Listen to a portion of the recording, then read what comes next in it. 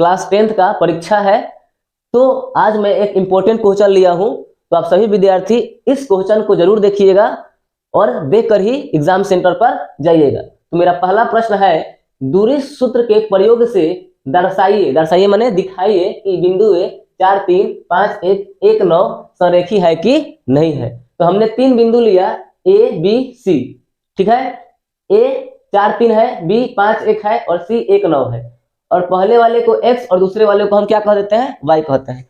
तो आपको दूरी सूत्र का फॉर्मूला याद होगा कि ए बी बराबर क्या होता है, ए बी बराबर होता है x2 घटाओ x1 के स्क्वायर प्लस y2 घटाओ y1 के स्क्वायर। तो रखिए x2 कितना है भाई, अब यही विद्यार्थी फंसने लगते हैं। तो कुछ नहीं, है x1 है x2, तो x2 कितना हो गया 5, x1 कितना हो गया 4, होल स्क्वायर कर दीजिए प्लस, फिर देखिए y1 y2, तो y1 कितना हो गया 3 और y2 कितना हो गया 1, तो 1 घटाओ y3 का मान y1 का मान कितना है 3, तो 3 का स्क्वायर।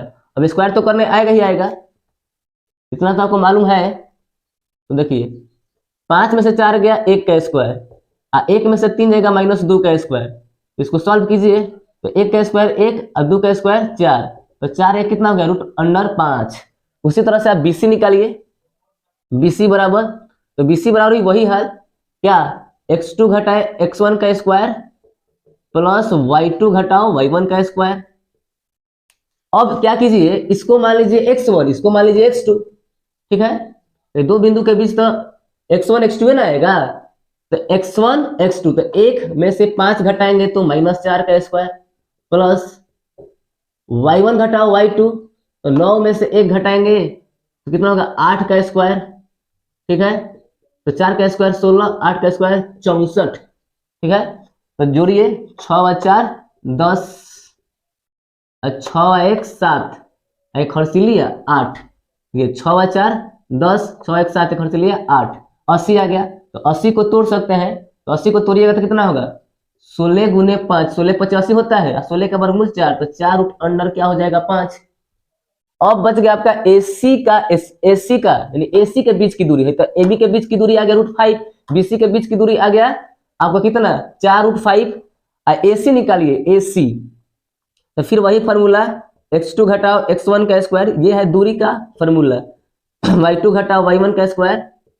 अब लिखिए x2 तो है x1 है y1 है x2 है y2, तो x1 के मान अब फिर 4, x2 के मान 1, तो 1 में से 4 जाई कितना हुई, तो 1 में से 4 जाई -3 के स्क्वायर है y1 है y2, तो 9 में से 3 जाई आपकी कितना हुई 6 के स्क्वायर। अगर सॉल्व कर लिया तो सॉल्व करने पर क्या आएगा, 3 का स्क्वायर 9 और 6 का स्क्वायर कितना हो जाएगा 36, 3 का स्क्वायर 9 और 6 का स्क्वायर 36। तो जोड़िए 6 और 9 कितना हो जाएगा 15 और 3 और 1 4 45। अब 9 5 45 होता है, तो इसका वर्गमूल तोड़िए 45 का, तो 9 गुने 5, तो 9 5 45, 9 5 45, तो 9 का वर्गमूल कितना हो जाएगा 3, अब 5 का तो निकलबे नहीं करेगा, अंदर रह जाएगा। तो क्या समझ में आया कि AC का जो मान आया, AC का मान वो कितना आया 3√5, और BC का जो मान है वो 4√5 है, और AB का जो मान है वो √5 है। तो जोड़ के देखिए दो बिंदु तीसरे बिंदु के बराबर हो रहे हैं कि नहीं हो रहे हैं। तो देखिए यदि हम AB को प्लस AC को जोड़ दें तो ये BC के बराबर हो जा रहा है। AB का मान कितना है देखिए √5 प्लस AC का मान कितना है, AC का मान है 3√5 और BC का मान कितना है 4√5। तो जो यहाँ एक छिपा रहता है 3 1 4√5 बराबर 4√5। तो AB प्लस AC बराबर BC, ऐसा कंडीशन अगर आ जाता है तो आपके तीनों बिंदु क्या हो जाते हैं, संरेख हो जाते हैं। तो दूरी सूत्र के प्रयोग से दर्शाया गया है। लेकिन अगर कोई कंडीशन ना दे, ना कहे बात कि दूरी सूत्र से दिखाइए, तो जब कुछ भी नहीं कहेगा तो आप दूरी सूत्र का प्रयोग मत कीजिएगा।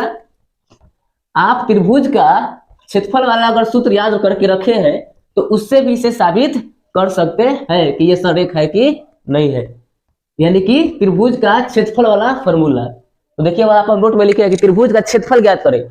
यदि त्रिभुज का क्षेत्रफल 0 हो जाए तो भी बिंदुएं क्या होगी, संरेख हो जाएगी।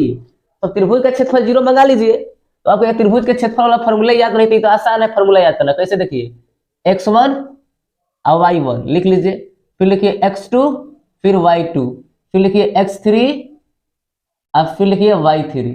ये हो गया, ठीक है।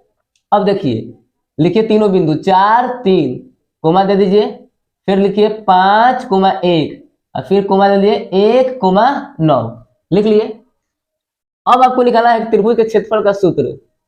त्रिभुज के क्षेत्रफल का सूत्र तो बहुत ही आसान, 1/2 x1 जब लीजिएगा ना तो x1 लेने के बाद आपको y1 नहीं लेना है, आगे बढ़ जाना है। तो आगे बढ़ेंगे तो क्या मिलेगा, x1 इंटू y2 घटाओ y3। फिर हम ले लिए x2, और जब x2 ले लिए ना तो आगे बढ़ जाइए, आगे बढ़िएगा तो मिलेगा y3, अब हेने क्या मिलेगा y1, तो y1, ठीक है। अब ले लिए x3, तो x3 ले लिए ना तो x3 तो आगे आ जाइए, तो आगे तो y1 घटाओ y2, तो y1 घटाओ y2, यही फॉर्मूला है। अगर त्रिभुज का क्षेत्रफल 0 आ जाता है तो जितने भी बिंदु है, 3 बिंदु है, ये तीनों बिंदु आपस में क्या बन जाएंगे, 0। तो चलिए देखते हैं त्रिभुज का क्षेत्रफल 0 आता है कि नहीं आता है। तो निकालते हैं त्रिभुज का क्षेत्रफल 1/2 इंटू x1, भाई x1 है तो x1 का मान 4, उसके बाद क्या है भाई y2 घटा y3, आगे बढ़ जाइए तो y2 का मान 1 और y3 का मान -9। फिर क्या लिखना है, प्लस x2, तो x1 x2 यानी 5 हो गया। आगे बढ़ जाइए, तो आगे बढ़िएगा तो कितना होगा आपका y3, तो y3 का मान 9। उसके बाद क्या हो जाएगा y1 का मान कितना हो गया, घटाओ 3। फिर आगे बढ़ जाइए तो x1 x2 x3 मिलेगा, x3 का मान 1 है, क्या है 1 है। तो y1 घटाओ y2, तो y1 का मान कितना है 3 और घटाओ y2 का मान कितना है 1। अब इसको हल कीजिए, हल करने पर 0 आ गया तो ये सभी बिंदु क्या है, संरेख है। तो 1/2 4, आई 1 में से 9 जाएगा -8, प्लस 5 9 में से 3 जाएगा 6 और प्लस 1 और 3 में से 1 जाएगा 2।